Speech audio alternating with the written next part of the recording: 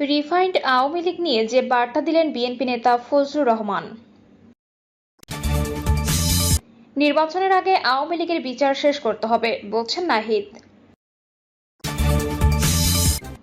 জানাবো আব্দুল হামিদের দেশ থেকে প্রশ্নবিদ্ধ সরকার এবং সর্বশেষ জানাবো আর কোনো ভোট ডাকাতির সুযোগ দেওয়া হবে না বললেন মাওলানা রফিকুল ইসলাম।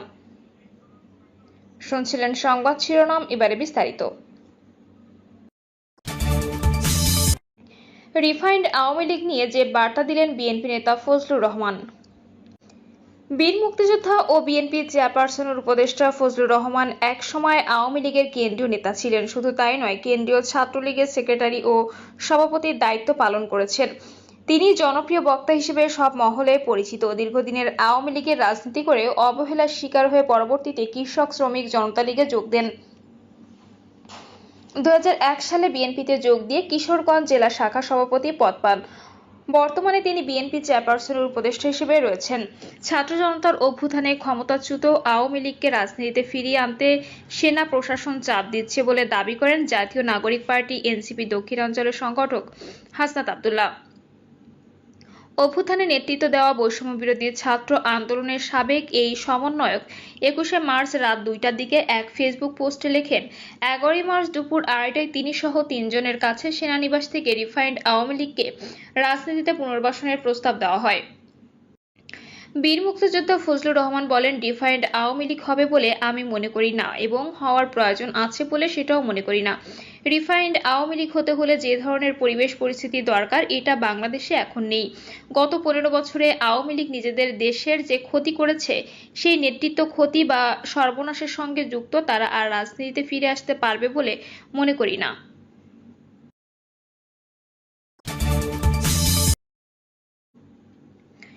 নির্বাচনের আগে আওয়ামী লীগের বিচার শেষ করতে হবে বলছেন নাহিদ।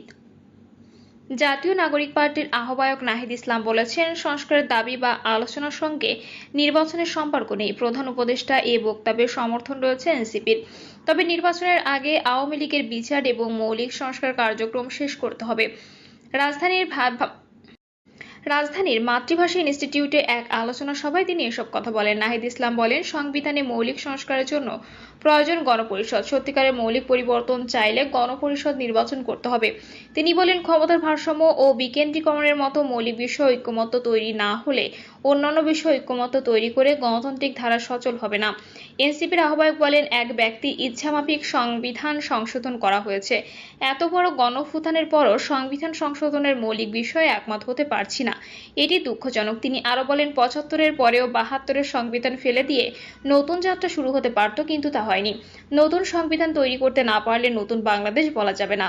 নাহিদ বলেন, ফ্যাসিবাদী ব্যবস্থা বিলোপে শুধু সংবিধান নয়, অর্থনৈতিক, রাজনৈতিক এবং সাংস্কৃতিক সংস্কারও করতে হবে এবং সংবিধানের মূলনীতি দলীয় মূলনীতির বাইরে বের করতে হবে।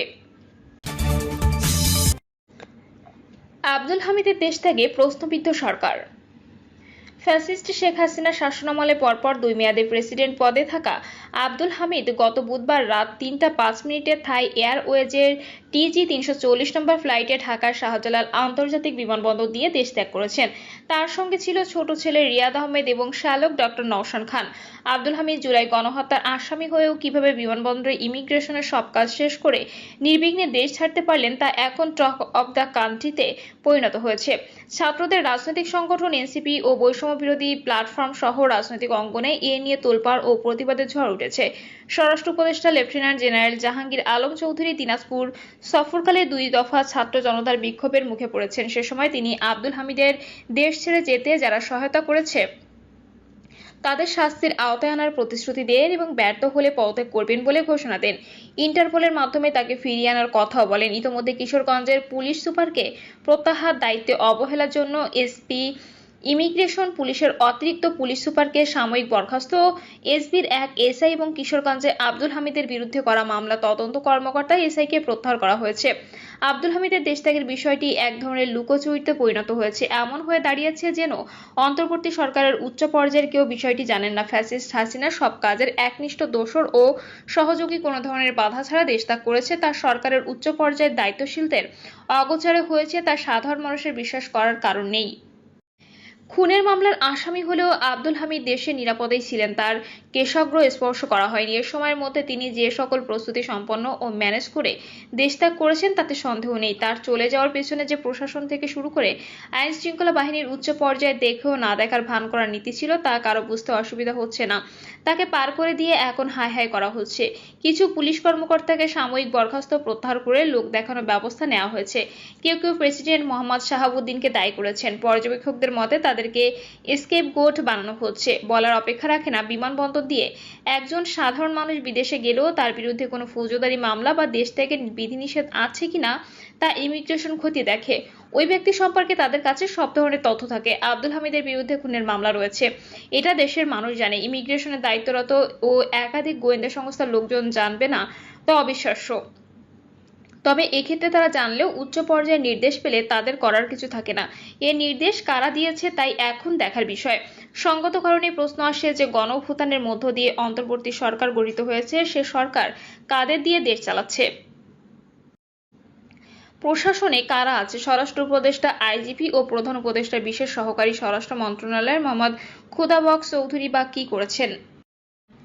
তারা কি জানতেন না? অন্যদিকে ডিজিএফআই ও তার ব্যর্থতা এড়াতে পারে না কিংবা জেনেও পদক্ষেপ নেয়নি। পর্যবেক্ষকদের মতে এই ঘটনা প্রধান উপদেষ্টা ডক্টর মোহাম্মদ ইউনূসের না জানার কারণ নেই।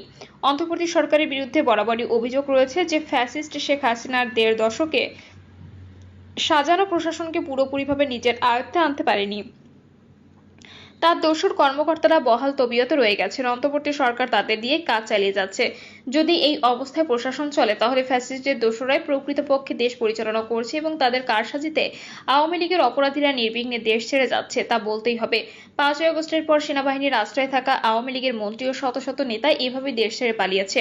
গত বৃহস্পতিবার এক আলোচনা সভা ও দোয়া মাহফিলে বিএনপির মহাসচিব মির্জা ফখরুল ইসলাম আলমগীর অভিযোগ করে বলেছেন, প্রশাসনের শীর্ষ পর্যায়ে এখনো ৯০% ফ্যাসিবাদের দোসর। ছাত্রদের সংগঠন এনসিপিও এ ধরনের অভিযোগ করে আসছে। ডক্টর মোহাম্মদ ইউনূস সরকারের উপদেষ্টা পরিষদে উপদেষ্টাদের নিয়েও নানা সমালোচনা রয়েছে, যা উপদেষ্টা পরিষদের বেশিরভাগই এনজিও বা ভাড়া করে আনা সদস্য।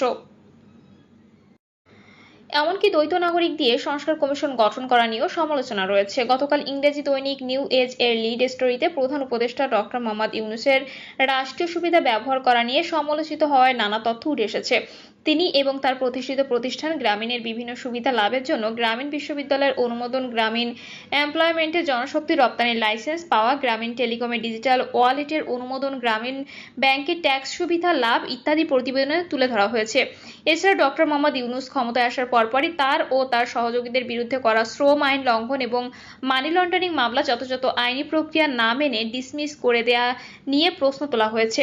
আইন বিশেষজ্ঞ ও পর্যবেক্ষকরা মনে করছেন, ক্ষমতায় থেকে নিজে ও নিজের করা প্রতিষ্ঠানের সুযোগ সুবিধা লাভ ও সরকারের নিজের লোকদের বসিয়ে স্বজনপ্রীতির কারণে ডক্টর মোহাম্মদ ইউনূসের জনপ্রিয়তা ও বিশ্বাসযোগ্যতা দ্রুত কমছে। অন্তর্বর্তী সরকারের ১০ মাস চলছে। গণঅভ্যুত্থানে ফ্যাসিস্ট শেখ হাসিনার পতন ও পালিয়ে যাওয়ার পর বিপুল জনসমর্থন নিয়ে জন আকাঙ্ক্ষা পূরণে যে ধ্বংসস্তূপের মধ্যে দাঁড়িয়ে সরকার দায়িত্ব গ্রহণ করেছে সে আকাঙ্ক্ষা পূরণ করতে পারেনি। মানুষের জীবনযাপন সহজ ও আয় বৃদ্ধি করা, কর্মসংস্থান ব্যবস্থা করা, বেকারত্ব কমিয়ে আনা, ব্যবসা বাণিজ্য ও আমদানি রপ্তানি সহজ করা, শিল্প কারখানায় উৎপাদন বৃদ্ধিতে সহায়তা করা, কারখানা বন্ধ হওয়া ঠেকানো, বিনিয়োগ বৃদ্ধি সহ সার্বিক অর্থনীতিকে শক্ত ভিতের উপর অন্তর্বর্তী সরকার দাঁড় করাতে পারেনি। উল্টো এর সবকিছু সূচকই নেতিবাচক দিকে ধাবিত। দারিদ্র্যসীমা আরও নিচে নেমেছে। সরকারের এদিকে মনোযোগ আছে বলে মনে হয় না। এতে সরকারের উপর থেকে জনসাধারণের আস্থা কমে যাচ্ছে। তারা ক্ষুব্ধ ও হতাশ হচ্ছে। উপদেষ্টাদের খুব কমই রয়েছে যারা সিগনিফিকেন্ট বা দৃশ্যমান কৃতিত্ব দেখাতে পেরেছেন। যতই দিন যাচ্ছে সরকারের ইমেজ ও পারফরম্যান্সের সূচক নিম্নগামী। এদিকে গুরুত্ব না দিয়ে সরকারের পুরো মনোযোগ সংস্কারের দিকে। বৃহৎ রাজনৈতিক দল বিএনপি বরাবরই বলে আসছে, রাষ্ট্র সংস্কার একটি দীর্ঘ ও চলমান প্রক্রিয়া। অন্তর্বর্তী সরকারের উচিত প্রয়োজনীয় যেটুকু সংস্কার দরকার তা দ্রুত করে নির্বাচন দিয়ে দেওয়া। সংস্কারের নামে সময় ক্ষেপণ করা বা ক্ষমতায় থাকাকে দীর্ঘায়িত করা কাম্য নয়। পর্যবেক্ষকরা তাও মনে করছেন, কারণ সরকার দেশ যথাযথভাবে পরিচালনা করতে পারছে না। চারদিক থেকে তার ব্যর্থতা ফুটে উঠছে। সরকারের হানিমুন পিরিয়ড অনেক আগে শেষ হয়েছে। এ সময় শেষে অর্থনৈতিক উন্নয়নের মাধ্যমে দেশের মানুষকে ভালো রাখার যে সক্ষমতা দেখানোর প্রয়োজন ছিল তা দেখাতে পারছে না। এ প্রেক্ষিতে সরকারের মূল কাজ হওয়া উচিত নির্বাচনের রোডম্যাপ দ্রুত ঘোষণা করে নির্বাচন দিয়ে প্রতিনিধিদের হাতে দায়িত্ব দেয়া। প্রিয় দর্শক, এই ছিল এখনকার সর্বশেষ সংবাদ। আপডেট সব সংবাদ পেতে চ্যানেলটি সাবস্ক্রাইব করে বেল আইকনটি ক্লিক করে রাখুন।